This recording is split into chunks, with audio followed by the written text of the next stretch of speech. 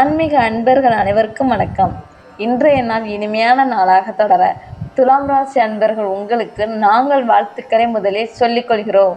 எல்லோரிடமும் ரொம்பவுமே இயல்பாக எளிமையாக மிங்கிளாகக்கூடிய குணம் கொண்டவங்க தான் துலாம் ராசி அன்பர்கள். நீங்கள் கதை, கவிதை, கலை, நிகழ்ச்சி இப்படின்னு ஏதாவது ஒரு விஷயத்தில் ரொம்பவுமே ஆர்வமாக செயல்படுத்துவீர்கள். இதில் ரொம்பவுமே திறமையான நபர்களாக நீங்கள் இப்போ இருப்பீர்கள்.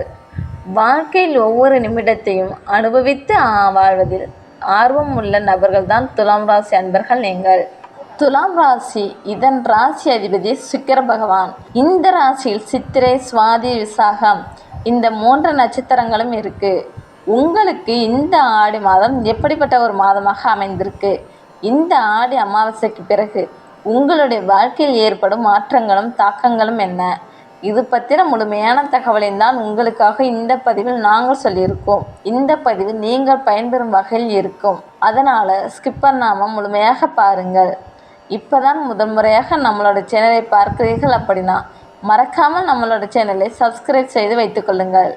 துலாம் ராசி அன்பர்கள் உங்களோட வாழ்க்கையில் மேன்மை அடையணும், வரக்கூடிய பிரச்சனையை எளிதில் சமாளிக்கணும் அப்படின்னு நினச்சிங்கன்னா உங்களோட ராசி அதிபதியாக இருக்கக்கூடிய சுக்கிர பகவான் வழிபாட்டை செய்தால் நன்மைகளை நீங்கள் பெற முடியும்.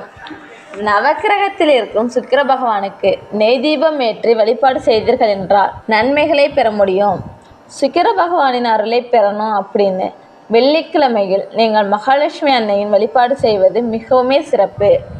உங்களோட வீட்டு பூஜை அறையிலேயே மகாலட்சுமியின் புகைப்படம் வைத்து நீங்கள் நெய் தீபம் ஏற்றி வழிபாடு செய்வீர்கள் என்றால் அதுவும் வெள்ளிக்கிழமையில் வழிபாடு செய்தால் நன்மைகளை பெற முடியும். எல்லா விதத்திலுமே முன்னேற்றத்தை நீங்கள் அடைய முடியும். இப்போ கூட நீங்கள் உங்களோட மனதார பிரார்த்தனையை நினைத்து கொண்டு மகாலட்சுமி தாயை போற்றி அப்படின்னு 3 முறை அந்த வீடியோ கமெண்டில் பதிவிடவும் செய்யுங்கள். உங்களுக்காக அந்த பிரார்த்தனை கூடிய விரைவில் நடக்கவும், நல்ல விஷயங்கள் தொடர்ந்து கிடைக்கவும் உங்களுக்காக வாழ்த்துக்களையும் இறைவனிடம் உங்களுக்காக நாங்கள் பிரார்த்தனையும் செய்து கொள்கிறோம். தொடர்ந்து எல்லா விஷயத்திலையுமே முன்னேற்றம் பெற்று சிறப்புடன் வாழ வாழ்த்துக்களை சொல்கிறோம். துலாம் ராசியில் இருக்கக்கூடிய நீங்கள் பொதுவாகவே சமாதான விரும்பிகளாக இருப்பீர்கள். ஒரு 2 பேருக்கு சண்டைனா கூட பிரிந்து போபவர்களை கூட கூப்பிட்டு வைத்து பேசி ஒற்றுமையாக சமாதானம் செய்து வைப்பதில் நீங்கள் வல்லவர்கள். நீங்கள் நீதி நேர்மைக்கு முக்கியத்துவம் கொடுப்பீர்கள். துலாம் பாரம் எப்படி சரியாக ஒரு விஷயத்தை எடை போடுகிறதோ அதுபோல மனிதர்களையுமே சரியாக எடை போட தெரிந்தவங்க தான் துலாம் ராசி அன்பர்கள். நீங்கள் எப்பொழுதுமே சண்டை சச்சரவுகளை பொதுவாக தவிர்க்கணும் அப்படின்னு முயற்சி செய்வீர்கள்.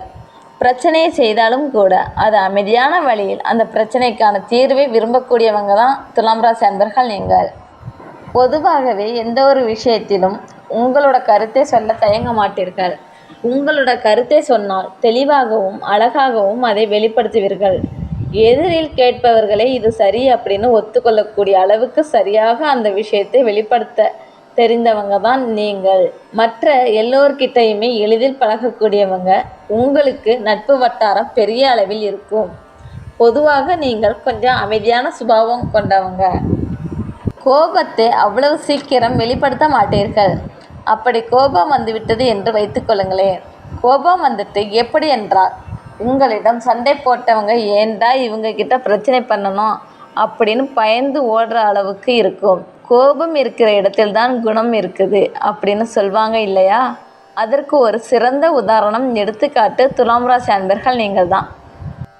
எந்த ஒரு காரியத்தை செய்வதாக இருந்தாலும் ஒரு முறைக்கு பல முறை யோசித்து அந்த விஷயத்தை செயல்படுத்துவீர்கள். நீங்கள் ஒரு விஷயத்தில் இருக்கக்கூடிய சாதகம் என்ன பாதகம் என்ன அப்படின்னு முழுமையாக அலசி ஆராய்ந்து தான் நீங்கள் முடிவை நிதானமாக எடுப்பீர்கள். பெரும்பாலும் உங்களோட நண்பர்களுக்கோ குடும்பத்தில் ஏதாவது பிரச்சனை, இதற்கு முடிவெடுக்கணும் அப்படின்னா உங்களிடம்தான் முதலில் அதற்கான அறிவுரை கேட்பார்கள். நீங்கள் சொன்னால் சரியாக இருக்கும் அப்படின்னு எல்லோருக்குமே நம்பக்கூடிய வகையில் உங்களோட ஒவ்வொரு சிறப்பான பணிகளும் இருக்கும், சிறப்பான செயல்களும் இருக்கும்.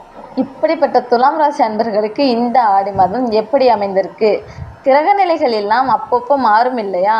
அதற்கேற்பவே நன்மை தீமைகளும் மாறுபடும்.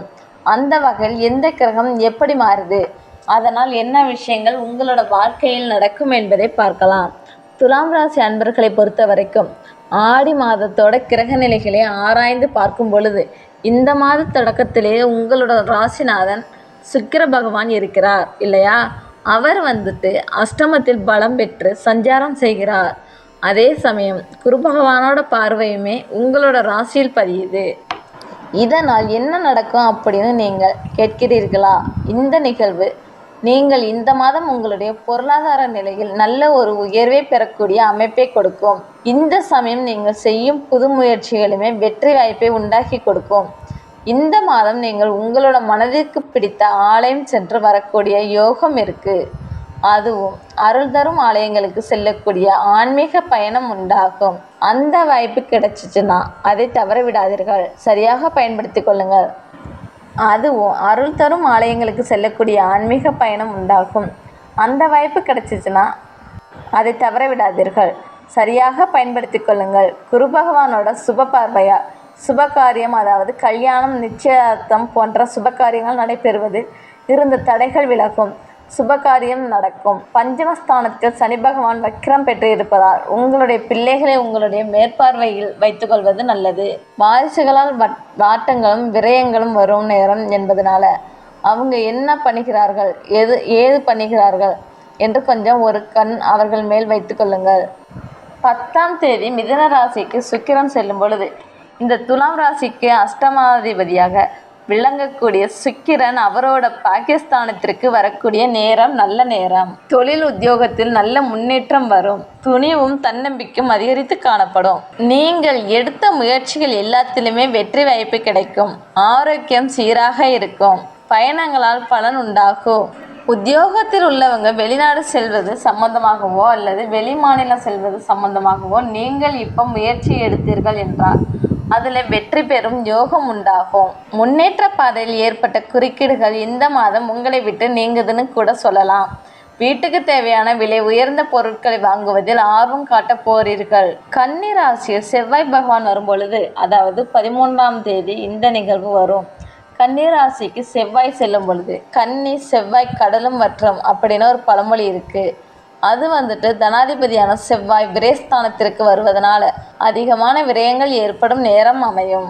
இந்த சமயம் சேமிப்புகள் கொஞ்சம் கரையும். வருமானம் 1 மடங்கு இருந்துச்சுன்னா விரயம் 2 மடங்காக இருக்கும். பணிபுரியும் இடத்தில் உங்களோட திறமைக்கு அங்கீகாரம் கிடைக்காது. சொல்ல போனால் உழைப்புக்கேற்ற பணம் இருக்காது. இப்போதைய பணியிலிருந்து விலகி வேறு வேலைக்கு போகலாமா அப்படின்னு சிந்திக்கிற சூழ்நிலை கூட வரலாம். கடன் சுமையின் காரணமாக வாங்கிய சொத்தை விற்கிற மாதிரியான சூழ்நிலைகள் வரும். தடைகளும் தடுமாற்றங்களும் வரும். உங்களுக்கு தொழில் வியாபாரம் சிறப்பாக இருக்கக்கூடிய காலகட்டத்தில் வருமானத்தை பெருக்கி கொண்டு எதிர்காலத்திற்கான தேவைகளை பூர்த்தி செய்து வைத்து கொண்டால் நல்லது. 18ஆம் தேதிக்கு கடக ராசிக்கு புதன் பகவான் வரக்கூடிய நேரம்.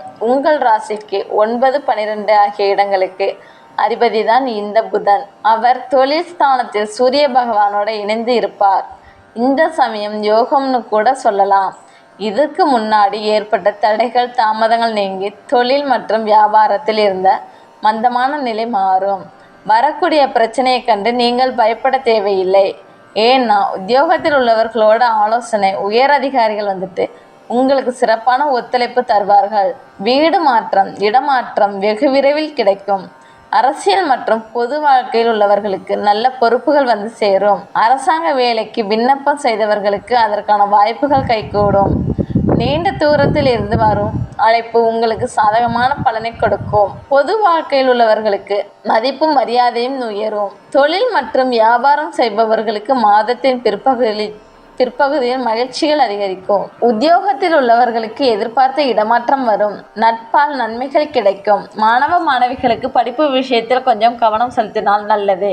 பெண்களை பொறுத்த வரைக்கும் தேவையில்லாத பிரச்சனைகளில் நீங்களாகவே போய் சிக்கிக் கொள்ளாதீர்கள். இதனால் மன அழுத்தம் அதிகரிக்கும்.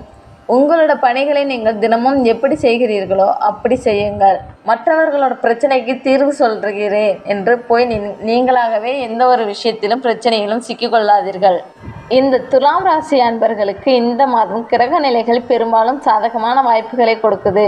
மேலும் வரக்கூடிய பிரச்சனைகளை கண்டு தயங்காமல் கொஞ்சம் மன உறுதியாக திறமையாக நீங்கள் செய்கிற ஒவ்வொரு விஷயத்திலுமே நன்மைகளை பெற முடியும். சுக்கிர பகவான் மற்றும் மகாலட்சுமியின் அருளால் துலாம் ராசி அன்பர்கள் எல்லா விஷயத்திலுமே நன்மைகள் பெற்று நலமுடன் வாழ நாங்கள் வாழ்த்துக்களை சொல்லிக் கொள்கிறோம். கோபப்படுவதை குறைத்து கொள்ளுங்கள். கூட இருக்கிறவங்க கிட்ட கொஞ்சம் அனுசரித்து நடந்தால் நன்மைகளை பெற முடியும். துலாம் ராசி அன்பர்களே, இந்த பதிவு நீங்கள் பயன்பெறும் வகையில் அமைந்திருக்கும்னு நினைக்கிறோம். பதிவு பிடித்திருந்தால் லைக் பண்ணுங்கள். உங்களோட நண்பர்கள் துலாம் ராசியாக இருந்தால் அவர்களுக்கும் இந்த பதிவை ஷேர் பண்ணுங்கள். நீங்கள் இப்போதான் முதல் முறையாக நம்மளோட சேனலை பார்க்கிறீர்கள் அப்படின்னா மறக்காமல் நம்மளோட சேனலை சப்ஸ்கிரைப் செய்து கூட வர பெல் ஐக்கனை கிளிக் செய்து வைத்துக்கொள்ளுங்கள். அப்போ தான் நாங்கள் போடும் பதிவுகள் ஒவ்வொன்றுமே நோட்டிஃபிகேஷன் மூலம் உங்களை உடனுக்குடன் வந்தடையும் என்பதை தெரிவித்துக் கொள்கிறோம். தொடர்ந்து பார்த்தமைக்கு நன்றி நேயர்களே. நன்றி, வணக்கம்.